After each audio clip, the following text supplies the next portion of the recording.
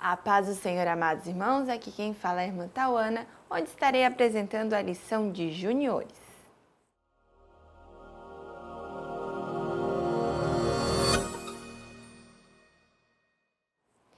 E a lição de hoje é a de número 4, que tem por título Será que é?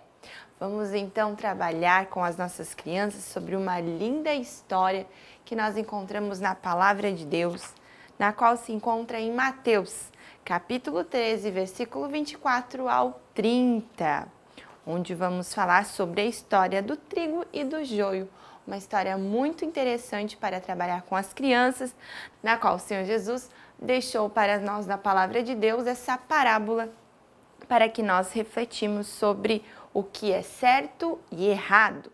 O objetivo dessa aula é explicar existem pessoas que não servem a Deus com sinceridade e que no tempo certo Deus irá tratar com elas.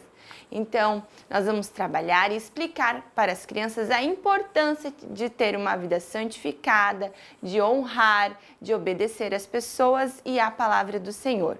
E o que acontece com aquelas pessoas que acabam tendo atitudes erradas e Deus, então, irá tratar com elas. E o versículo de memorização que vamos trabalhar é Mateus, capítulo 7, versículo 20, que diz: Portanto, vocês conhecerão os falsos profetas pelas coisas que eles fazem. Você pode explicar, então, que os falsos profetas são pessoas que usam a palavra de Deus, né? Que querem, então, fazer uso da palavra, porém não vivem aquilo que estão falando, que estão pregando. Então, isso são falsos profetas para você trabalhar com as crianças. E uma ideia bem bacana para você trabalhar a memorização de versículo é o seguinte: você vai pedir para que todas as crianças que tragam a Bíblia, porque é o nosso manual que nós sempre estamos usando, e você vai pedir para que sua turma erga a Bíblia para cima com uma das suas mãozinhas, e quando você falar já, cada criança então vai ter que procurar o versículo, sendo que a referência está em Mateus, capítulo 7, versículo 20. Você pode, depois que todos encontrarem, lerem juntos, em conjunto, toda a turminha. Também você pode escrever no quadro e pedir para que as crianças vão lendo e você pode ir apagando palavras até que todos memorizem, então, esse versículo, que é o versículo-chave da nossa aula de hoje. E para trabalhar, então, sobre a nossa parábola, né, da história do trigo e do joio, eu trouxe algumas dicas bem bacanas para você fazer com os seus alunos. A primeira é uma figura de um trigo e do joio, para as crianças entenderem que é algo muito parecido, né? São plantas muito parecidas. E você vai contar a história que aconteceu, que um inimigo jogou semente na plantação, né? E o servo percebeu, os trabalhadores perceberam, e perguntaram então para o dono da fazenda o que tinha que fazer, tinha que tirar ou não. E o dono, muito sábio, pediu para que esperasse, para que então crescessem, para saber o que era trigo e o que era joio, porque eles eram muito parecidos. E com isso, então, você vai explicar para a criança que o joio significa, né, simboliza o mal e o trigo o bem. E com isso você pode fazer essa atividade que eu vou mostrar para você com atitudes boas e atitudes ruins.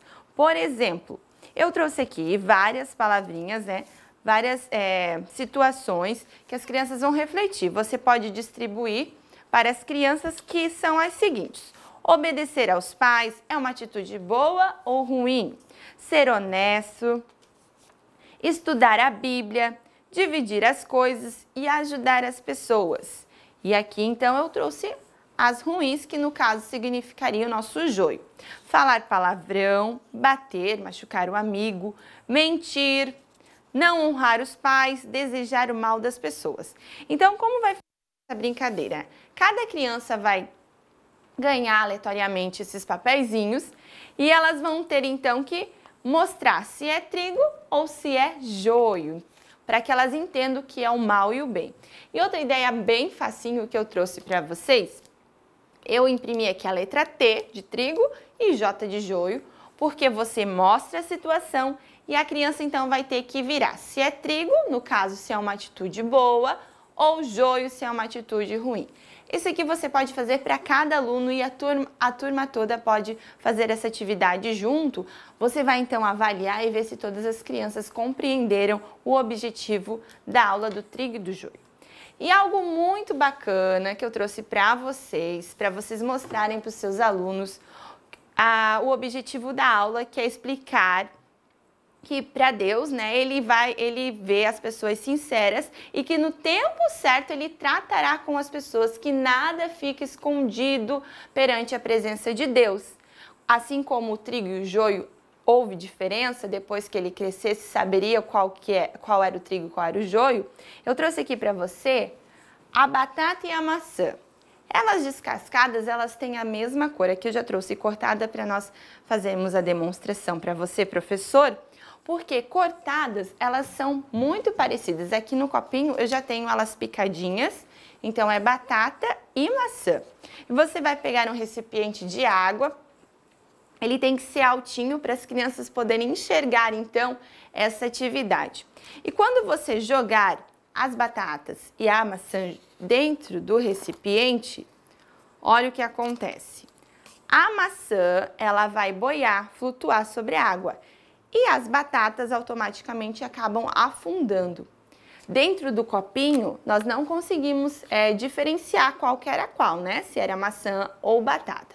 Mas quando colocamos na água, então as maçãs ficaram por cima e as batatas por baixo. Você pode explicar, então, que é assim a vida das pessoas.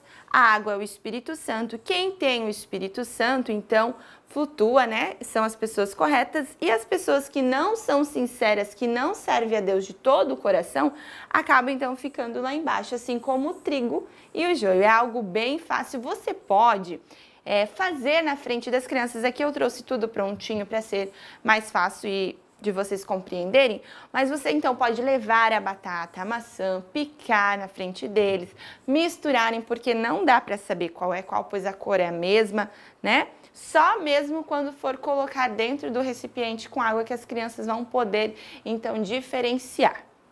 É uma dica muito legal para as crianças entenderem então o que é trigo e o que é joio. Lembrando que o joio é o mal e o trigo é o bem, na parábola que Jesus ensinou ao povo e deixou nas Sagradas Escrituras.